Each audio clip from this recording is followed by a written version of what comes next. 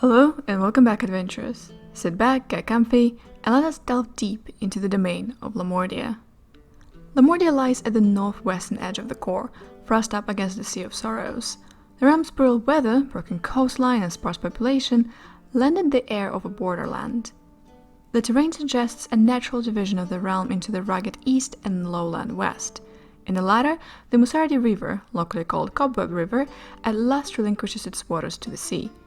By the way of the Musardi and the Wushar, Lamordia inherits refuse from the breath of Darkon and the Western Core. Consequentially, the Musardi is appallingly tainted by the time it reaches Western Lamordia's floodplains. The waters here are the color of strong tea and filthy with silt. The farmers and herders that populate the west had to grow accustomed to the septic odor. The Musardi splinters into a broad delta as it flows north to the Sea of Sorrows. Here, the coastal floodplains give way to the bleak heath of feathered tears, punctuated by stretches of fetid marsh.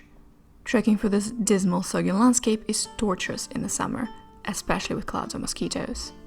Beyond the heath, a strip of coastal plain continues to creep towards. Gradually, the marshy shoreline rises up to become treacherous cliffs. Sea caves riddle the jagged coastline of the north, from flooded grottos to pirate heavens, high above the salt spray. Here, the waters of the Black River flow from the eastern uplands, slicing through the cliffs near Ludendorff to create a natural cove. Further north still, the shore begins to fragment into a string of islands as it approaches the jagged coast of Darkon. Known as the Finger, this chain reaches northwest into the Sea of Sorrows, dwindling from the forbidding Isle of Agony out to solitary spires of stone. The channels surrounding the Finger conceal a labyrinth of shoals, necessitating a long detour for sea-going vessels. In the winter, jagged ice floes create treacherous paths from the mainland to the islands.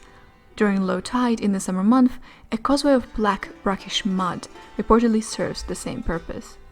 If one heeds foreign sailors, every island in the Finger harbors murderous buccaneers, spectres, or drowned whalers, and were creatures that swim in the ocean currents.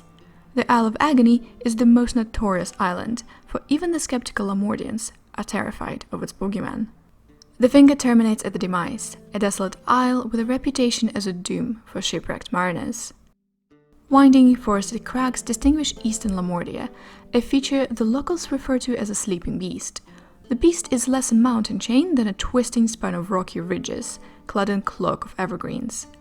Despite their modest height, the peaks shelter Neufurstenberg and Falkovnia beyond, from bitter north winds that assault most of Lamordia. Though the shadows of the beast conceal a host of natural predators, a substantial number of trappers, hunters, and miners eke out a solitary living in these hills.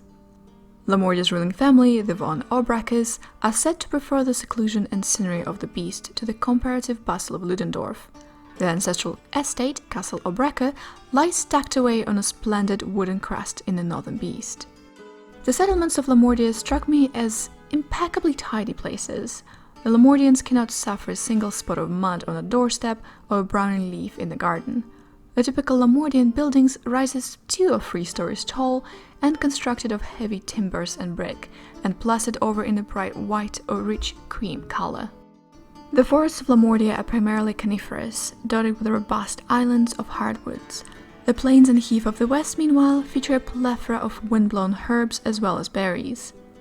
Intriguingly, Lamordia is a home to numerous plants that are toxic or overtly hostile to humans. Selected species, such as the blistercap mushroom, are valuable in the hands of a knowledgeable herbalist, as the spores of this fungus produce a crippling poison. Some plants, such as the bile thistle and saltzeer lichen, are notoriously noxious and best avoided. Others, such as the yellow musk creeper, are naturally aggressive and prey upon unwary travelers. Lamordia harbors all the creatures one would expect in a temperate land of diverse landscapes and weather extremes, all of them hunted for their pelts. During long Lamordian winters, predators are particularly fearless, attacking anyone close. Perhaps most worrisome to travelers are the wolverines, normally found in much colder climates. The woodsmen of the sleeping beast revile these creatures as voracious brutes. The undead and supernatural creatures that plague the other lands of the core are comparatively rare in Lamordia. Instead, a menagerie of oddities pose a real threat. Twisted, moaning things that were clearly once men or animals, and fantastic bears that display remarkable abilities.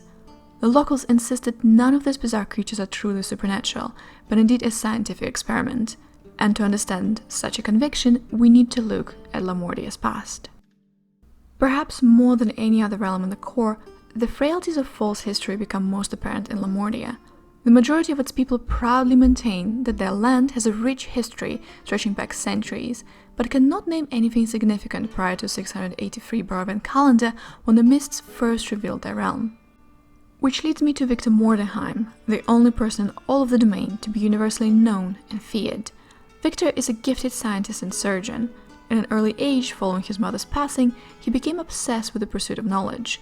And shortly after graduation early from a medical university at the age of 21, Victor married Elise von Brandtroffen, the daughter of one of his teachers. Unfortunately, Mordenheim and his wife soon discovered that Elise was barren and could not bear children. Determined to cheat the hand that fate had dealt him, Mordenheim launched his research into resurrection, or, more properly, the creation of life. After 30 years of research, Mordenheim accomplished his goal, creating a monster from human flesh. On the night the creature first drew breath, the mists settled around Castle Mordenheim and drew it and all its inhabitants into the newly created Lamordia. Victor never noticed the change in scenery. Victor delighted in his creation, regarding Adam as a child he and Elise could never have, but Elise was repulsed. Adam did little to improve the situation, exhibiting a disturbing affection towards her. 2 years later, in an attempt to both appease Elise and provide Adam with a playmate, Mordenheim adopted a 7-year-old girl he found in the streets of Ludendorff.